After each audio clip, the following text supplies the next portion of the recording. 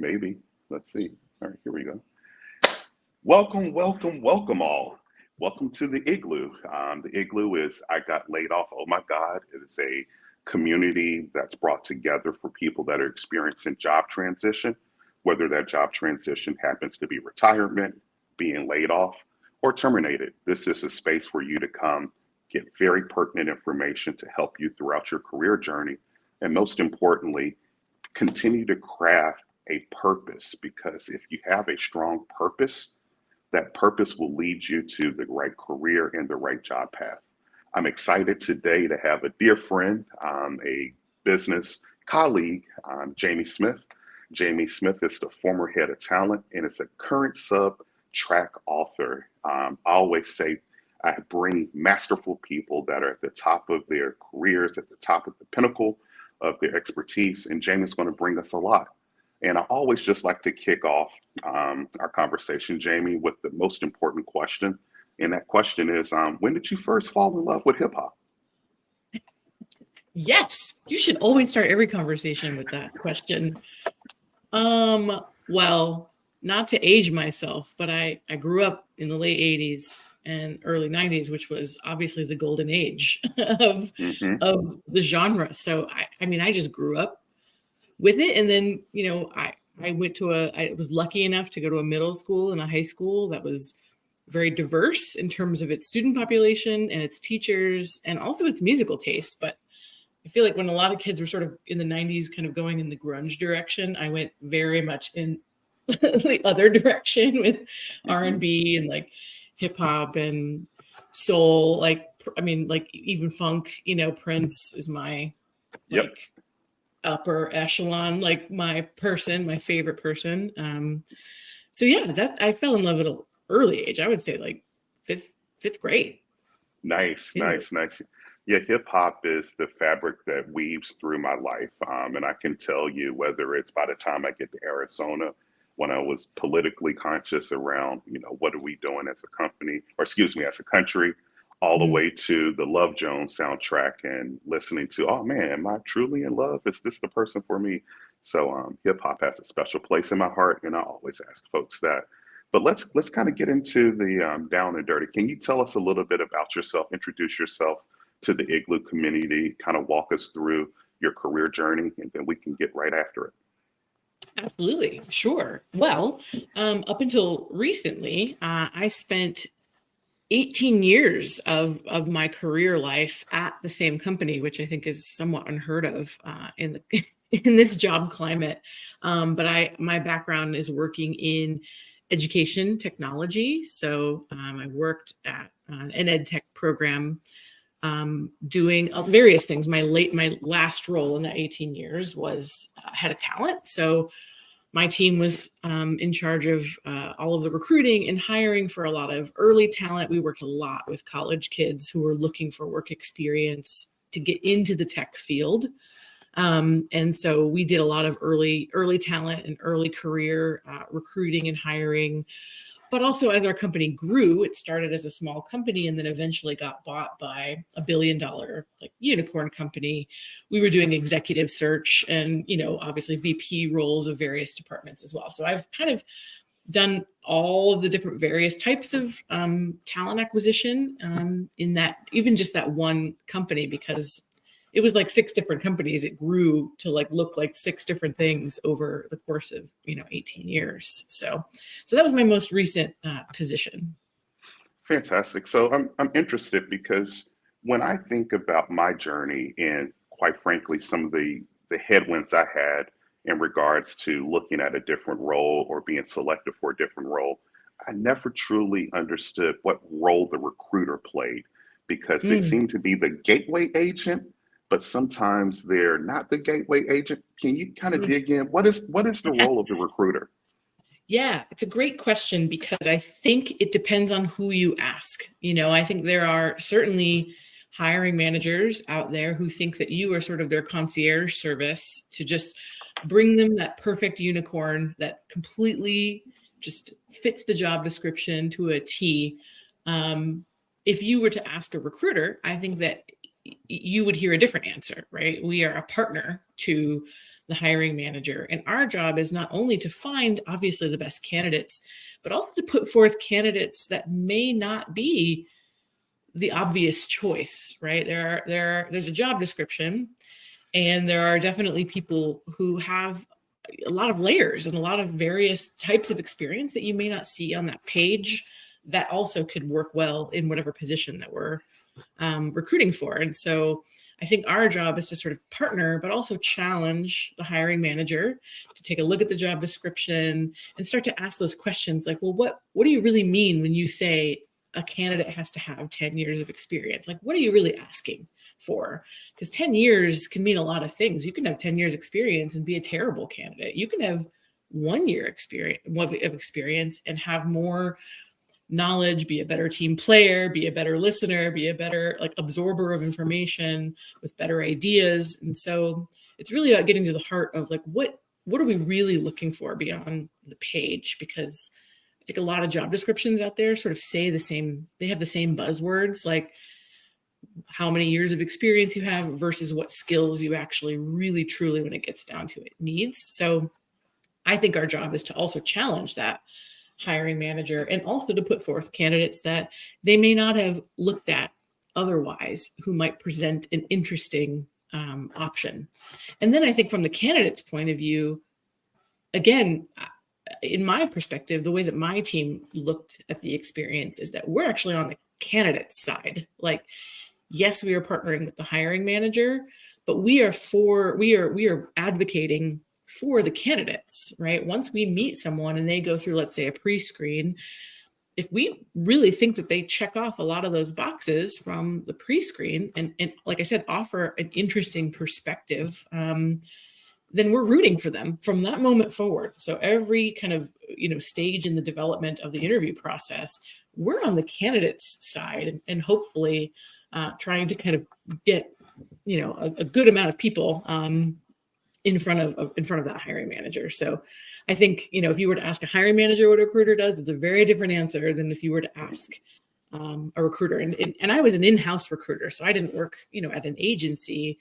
And of course, an agency recruiter is always on the candidate side. But I think even in-house recruiters, like if you apply to a company or the company that I work for and you met me, I'm rooting for you. Like I want to work with you. So to me, that seems to be a big difference. Yeah, this is a really good segue to my next question, because there is a, kind of a bifurcated role in most places. You're helping the hiring manager, but you're also the advocate for the interviewee. And I tell people in this IGLOO community quite a bit that networking is key. You should always be plugged in a network in case you have that unexpected layoff or that unexpected termination, or, hey, you know what? The values of the company no longer match mine. I'm going to do something different. I'm interested in your perspective. Is it true, or is it really good to have a proactive engaging role with a group of recruiters to constantly let them know, hey, this is my background, these are the things that I'm doing? Or should that be more strategic when you're ready to look for something? I'm interested in your perspective. No, I don't necessarily think you have to wait until you're really at that moment where you're like, I need a job.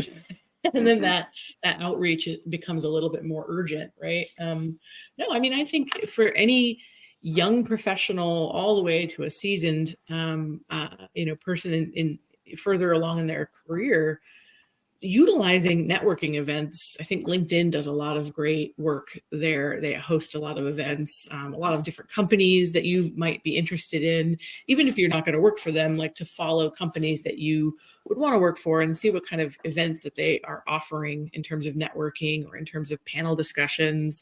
I also think that there's no harm in just reaching out directly to a recruiter.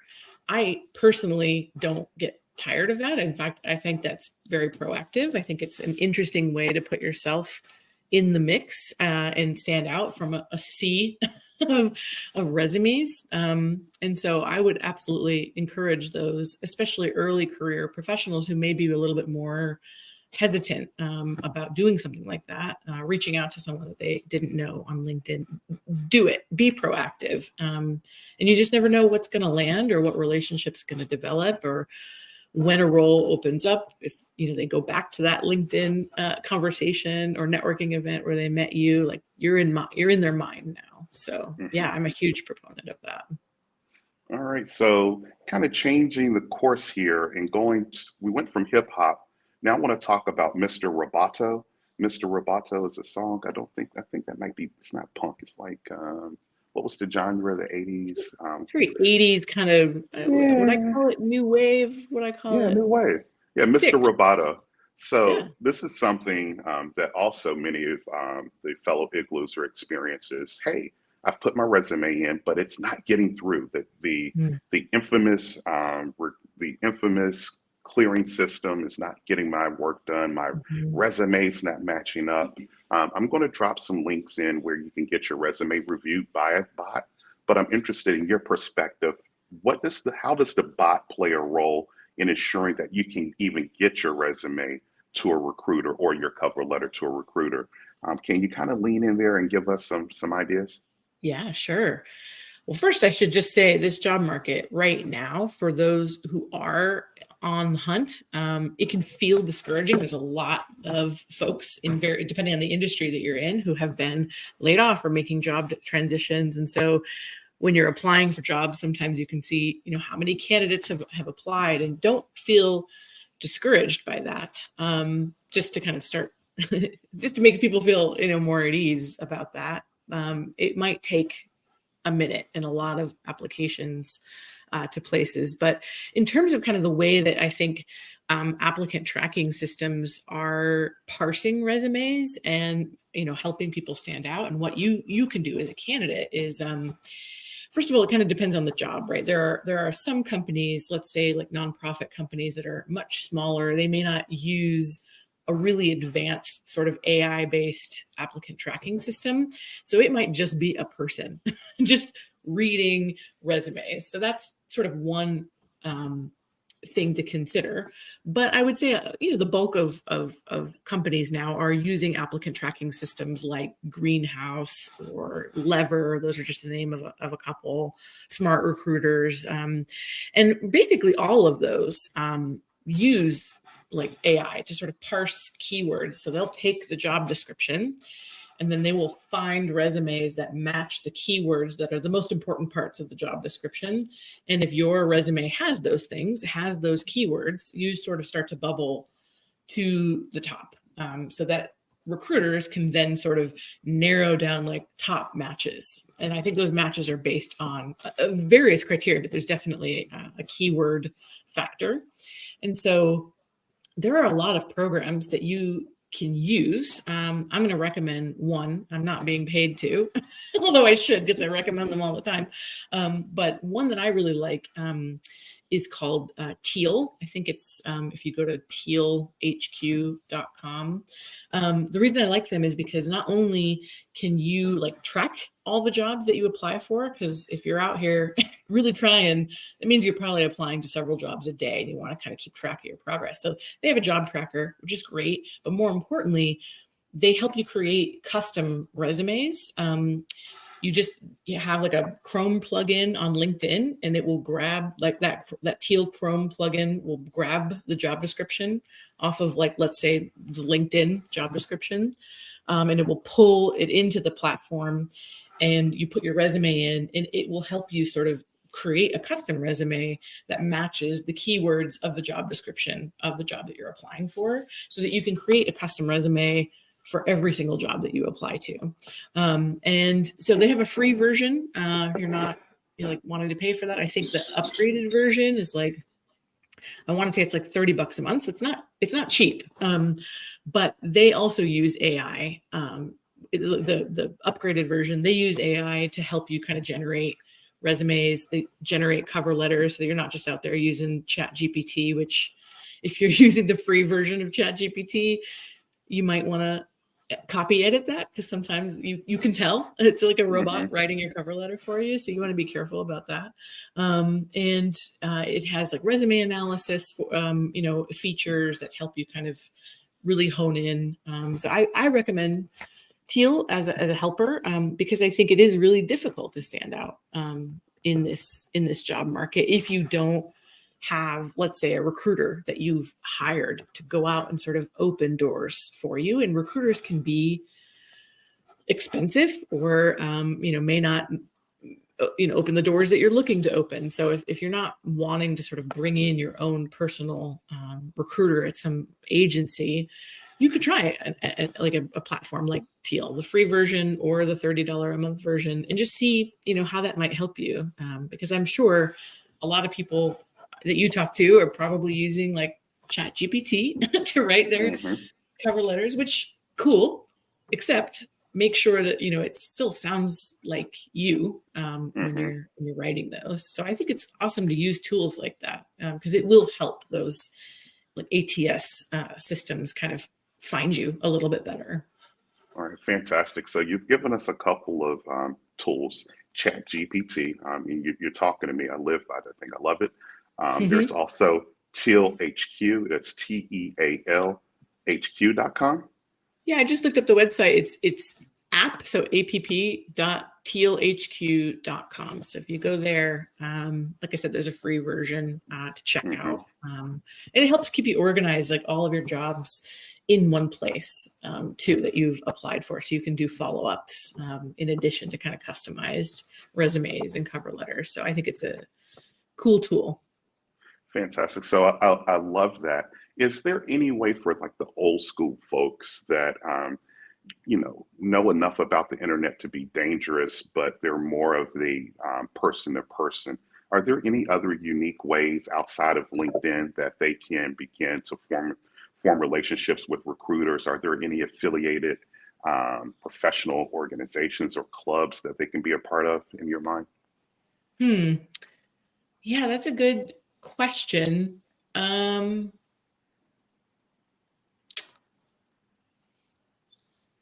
don't know if I have good advice for like organizations to kind of back if you're not using, a place like Indeed or LinkedIn, or just kind of networking the old fashioned way by going to, let's say, job fairs or even virtual like career info sessions. Because oftentimes I think companies will do info sessions, even if they're not actively hiring. And I think those are a great place to start to kind of meet those people who are recruiting for those companies, again, just to kind of get a relationship started.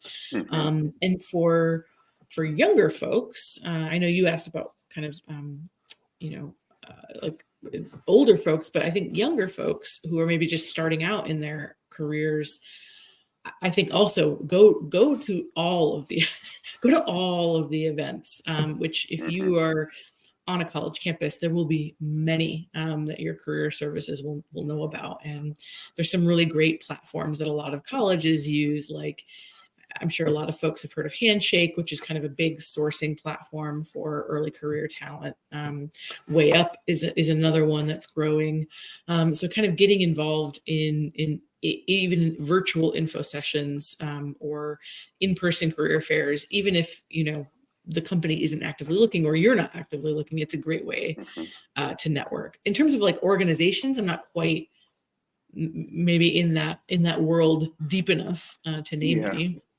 Yeah, I would tell you some things that I've seen done really successful are people participating in their local chamber of commerce. Your local chamber of commerce typically has a breakfast where they bring businesses together. And inside there, right, you're gaining experience, you're letting people know your story. Secondarily, I think being able to very succinctly let people know you're in the job market, what your purpose is, and what you're looking to do has to be acute. It's almost it's what we talk about, that elevator pitch. You have to have that down, because when you run into that recruiter or you run into that person, that hiring manager, you want to be able to sound articulate. You want to be able to get to the point and then have a memorable conversation. So when you do send in your resume, that it gets picked up and you get an interview. But I do know local chambers of commerce are really good resources depending on your industry.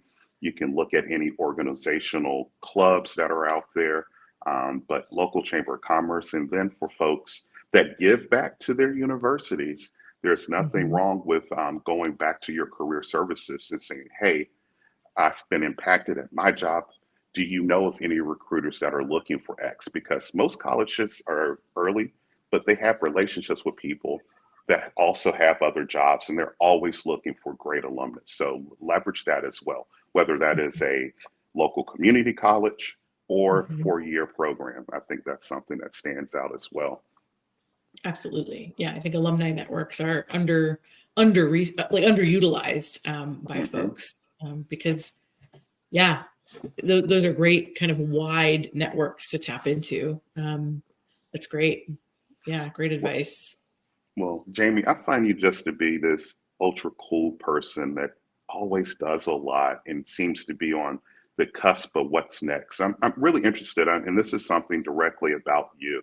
Tell me about songs that saved your life. What is Hmm. that? And what's your goal for that publication, if you don't mind? Yeah. Well, before I worked in the tech industry, I actually went to art school. And so, I have always had sort of a creative background, even if it wasn't the job that was paying me the most money to do, right? So I've always kind of done side work. I worked pretty often as a freelance writer, and I would write about music. I would write about comedy. I would have, depending on what beat I was put on, I was often writing for like queer publications like Out Magazine or The Advocate or Out Traveler, doing kind of coverage for music and comedy and travel. So I was always kind of doing that on the side because I really love to write and I love music. And so I decided to start my own publication. So I don't know if everybody's heard of Substack, but it's essentially a platform for writers to put your work on and have people sort of subscribe to what's called a newsletter. I mean, it used to be called a blog back in the day, and now it's called a newsletter.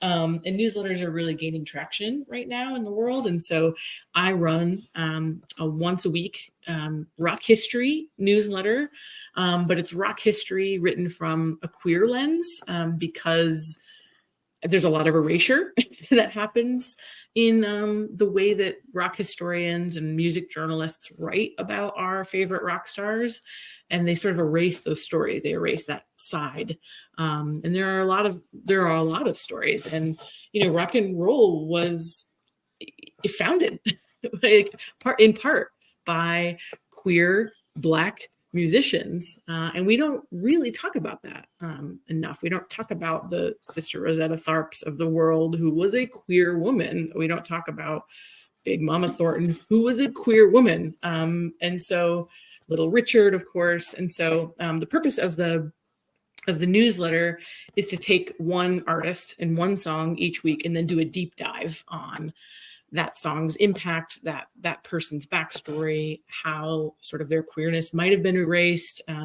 We don't just cover queer artists. We do, folks who are also, allies and, have an impact on the queer community as a rock star. But that's kind of the point of it. It's to help kind of uncover stories that aren't being told, even about people that you think you know. And so, yeah, it's free to subscribe.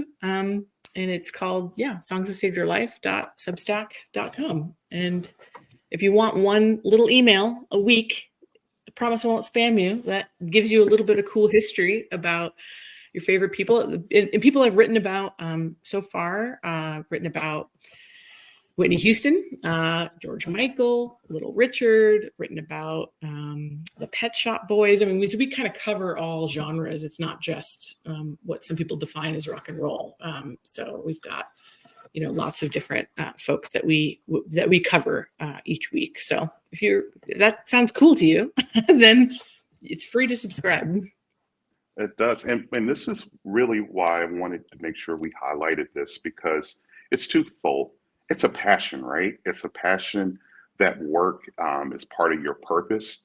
But I would tell you in writing my book, IGLOO, I got laid off. Oh my God, how to go from laid off to well off. I've interviewed my former college football player, Hobart Jones. We played the same position and we both had just enough playing time to say that we were out there.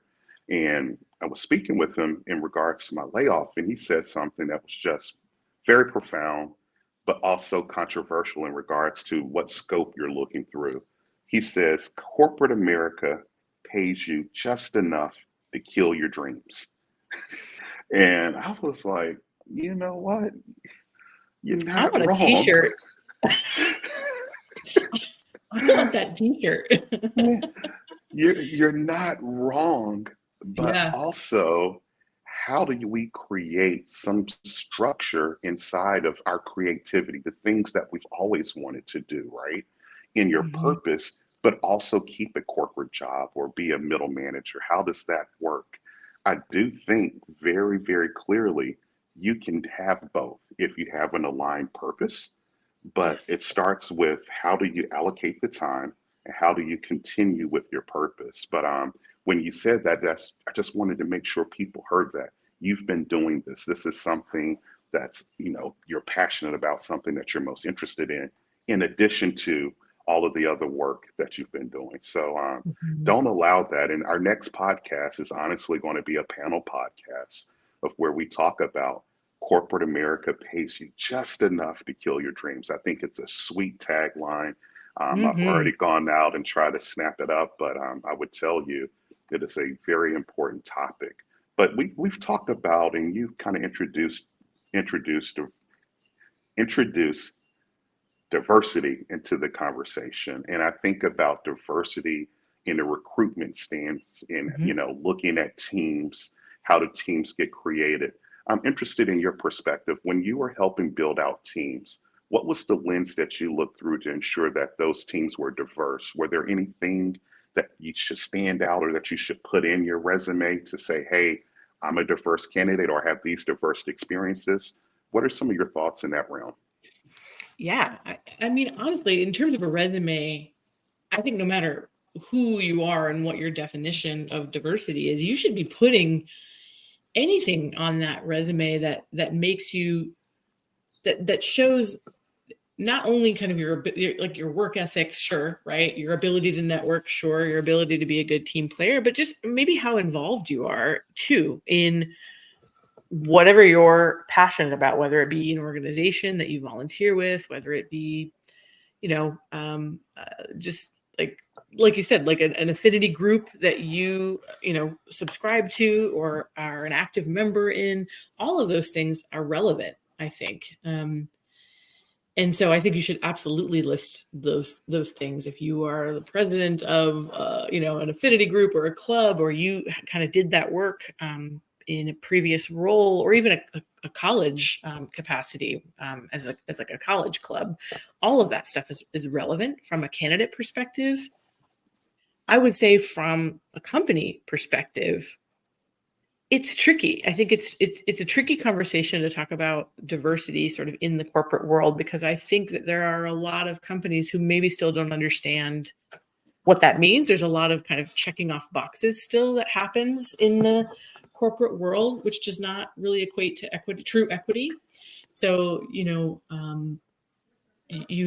oftentimes have folks who are like, yes, let's hire diverse candidates, but that's really just step one, right? Like step one is finding people with various lenses and backgrounds. The problem then becomes, how do you keep them? How do you keep them once they're hired? The recruiter can bring them in, but once they're hired, like what is your attrition if people don't feel psychologically safe when they're Mhm. actually at work? And have a manager who understands that, or are given opportunities in a way like for leadership roles. So I think it's really important as a candidate to also ask those questions about the chemical makeup of the department that you're working for. Like who's in that department? Like what's the percentage of leadership that is diverse, right? Whether it's like how many women are at the top, how many people of the global majority are at the top. Like what is it that you're actually also getting yourself into? Because you'll know right away how important that is to a Mhm. company by asking those questions. Because I think a lot of companies out there do a really great job of marketing themselves as being diverse, and they'll have like cute stats on their webpage, and that's great, and that isn't always the full story. You don't know if the funding is actually going to that from the leadership. So I think it's really important to ask those questions as a candidate. Remember that you're also interviewing the company as well. It's not a one-way street. So I would say that those are pretty important things to think about from the candidate perspective. Yeah, great call out. And something just to continue to thread that needle, it's really important that you define the acronym and the impact of your work. So, I'm familiar with JEDI Mm-hmm. because of the work that I've heard Veronica do time and time again. But Mm-hmm. places that I've worked at, it was called DNI or IDEA. So each particular company has a unique spin on how they define that space. Know that every resume is not the same and every affinity group's not the same. So being able to define what that group was, but then also continue with what was your impact of the work? What were the results of you being a part of that group? What were some of the things you led? Not only shows up better on your resume, but you'll be able to articulate that inside the interview. Mm-hmm. Make sense? And what was your active role in that, right? Like if Mm-hmm.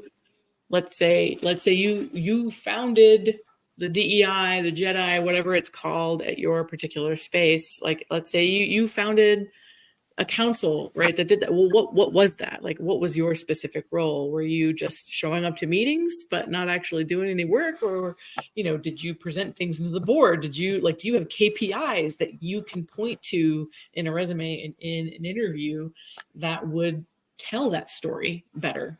Because again, I think people use a lot of buzzwords. So I think it's really important to quantify your experience. Like, what specific things did you do to try to enact change at the prior organization where you worked? Oh man, I'm telling you, like we're making layup after layup because you're going right through all the things that I want to talk about. And because interviewing, right? So we've done the work, we've networked, we understand what the impact of that recruiter is. We've gone through Mr. Roboto, and now, we're face to face with the recruiter. And you're like, oh my God, okay, how do I talk about myself enough to get the role, but not too much to say that I'm overqualified, or you make that said recruiter be like, oh man, this person's too wordy. Yes, I'm talking about myself. Everyone knows me. So I'm very interested in, can you share an experience where you had tangible feedback from a recruiter talking about what was next, or hey, this is how you came across, this might be something that you need to do? Can you walk us through one of those experiences? Where I gave feedback to a candidate? Yes. Mm-hmm. Oh, sure. I think any recruiter worth their salt is giving feedback after a pre-screen. If a person is moving forward, and I understand that you can't always do that if there's thousands of people applying, but for anyone moving forward in the process, that's a much smaller pool. I think that you should be giving feedback about how that pre-screen went and things to think about going forward. I think that, again, if you really are an advocate for the candidate, then you really should value giving and receiving feedback, right? And if the candidate has feedback for you, certainly that is a two-way street. But also, I think, in a perfect world, recruiters, even when you get a rejection letter from a company, and oftentimes it can be a form rejection, right? You're not getting a personal rejection sometimes from a recruiter. But again, I think that those rejection letters should also say, if you would like feedback, if you did go through a pre-screen and you didn't make it past that pre-screen and you would like feedback as to why, you should offer that up as a recruiter. I don't think a lot of people do that. But there's definitely been, in terms of candidates that I have given feedback to, I have coached candidates to try to be more specific in their experience. So trying to kind of lead folks into, again, like not just saying, I did this thing. Okay, great. Like, you have 2 years experience as a software engineer. Good for you. Also, like, what is something specific? Like, make sure that you're teeing up specific examples of, again, like, how did you enact change within your department, within your project, within your company, and practice those things? Because I think a lot of folks get into a pre-screen and they haven't actually practiced sample questions. And if you get into enough pre-screens, you're going to realize the questions are not huge surprises. They're going to ask you about your background. They're going to ask you about the job description and kind of what questions from that job description about what make you a good fit. Like, what's your proficiency on XYZ software? What is your background managing people, if that is a position where you have to manage others? So there are many sample questions that you could Google like, and have a polished answer for that. And I've given that feedback before. Candidates get really nervous. They either are super vague or just kind of talk in circles without a lot of detail. So that's one piece of advice. No, it's great advice. And often when I have done several hundred interviews throughout my career, interviewing people for roles, listening as a part of a panel for senior level role. I cannot speak today. Senior level leader roles. But what I've always found really delicious inside a great interview is that person's ability to storytell. Storytell a time where they were faced with that situation, be able to explain, this is what the situation was. This was the impact of my decision. And then these were the results of that, kind of that STAR method: situation, task, analysis, result. That is a very good method of being able to answer those questions. And once again, continue to say something memorable, because if they're going to interview 15 people, you want to be able to say, oh, that person talked about that experience. So leveraging the STAR method and being able to really tell your story, but not in 30 minutes. I mean, you have to be able to tell this story within 2 to 3 minutes, answering the question, so you can get time to go back and have any follow-up questions or have some rapport time at the end of the interview to talk about yourself more. Because if you use up all that time, typically those interviews are stacked up against another meeting and you won't be memorable. They'll do the interview notes, and you won't get a call. Yeah, no, that's great advice for sure. So I'm really interested because we've been on the theme of music, and we talked a little bit about hip hop. You said you went in the other direction of grunge. Tell me about the Purple Prince, your love for Prince, and how that has helped you throughout your career. Yeah, I mean, love is even maybe not strong enough of a word. Let's call it an unhealthy obsession. Ever since I was too young, my mom would hate me telling this story, but I saw Purple Rain when I was 5, which is not an age-appropriate movie to see. It is an adult movie. It is not for 5-year-olds. And probably the album too is not for 5-year-old ears. But that's what happened. And to me, the reason why that particular artist stands out, both for me on a personal level and on a professional level, Prince just happened to be the first gender fluid artist that I ever came across. And in the 80s, there was a lot of that going on, but he was the first one. And he had a diverse band. He had a lesbian couple in his band at the time. And, he was singing about things that are not, have nothing to do with sort of traditional ideals of gender and traditional ideals of masculinity, to be honest. And so I really found a lot of resonance as a young, confused queer kid in the 80s with him. He became, sort of the North Star, that it was going to be okay to be different growing up. From a professional level, I can't think of a single artist before or after who worked harder than this dude. He's been dead for 7 years, and we're going to get a new album from Prince for the next 50, because that's how many songs he's got just sitting in his vault. Because that guy was writing a song a day for his entire life. Work just flowed from him. And it wasn't just like, oh, work hard and, be a taskmaster.